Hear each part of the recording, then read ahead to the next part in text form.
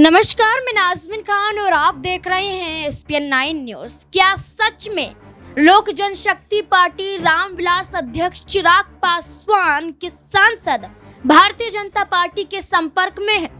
RJD विधायक मुकेश रोशन का ये कहना है कि जो चिराग पासवान के 3 सांसद हैं वो एक एक करके भारतीय जनता पार्टी के समक्ष जाने की कोशिश कर रहे हैं।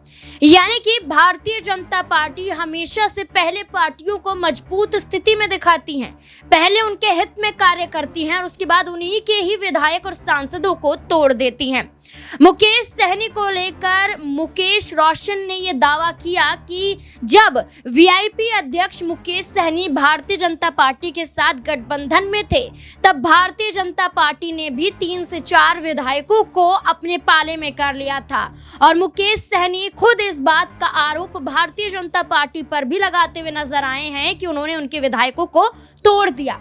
इसके बाद देखा जाए तो जब पशुपति पारस और चिराग पासवान के बीच में बढ़ती हुई दूरियां नजर आ रही थी, उस दौरान भी 5 सांसदों ने पशुपति पारस के साथ जाने का फैसला कर लिया था चिराग पासवान की बजाय। इसके बाद देखा जाए तो अब चर्चाएं तेज हैं कि 2024 के लोकसभा चुनाव में भी चिराग पासवान की पार्टी ने 5 सीटों पर जीत हासिल की, 5 सांसद, और वहीं देखा जाए तो चिराग पासवान केंद्रीय मंत्री। लेकिन अब यह देखने को मिल रहा है कि भारतीय जनता पार्टी के संपर्क में उनके 3 सांसदों को बताया जा रहा है।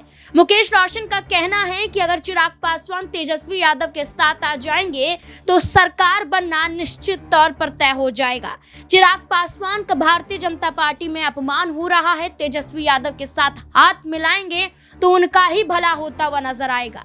इसके विरुद्ध पलटवार करते हुए जेडीयू पार्टी के मंत्री जमा खां ये कहते हुए नजर आते हैं कि तेजस्वी यादव से ज्यादा तो सांसद चिराग पासवान के हैं और चिराग पासवान से ज्यादा तो दिक्कत यहाँ पर तेजस्वी यादव और उनकी पार्टियों को हो रही है।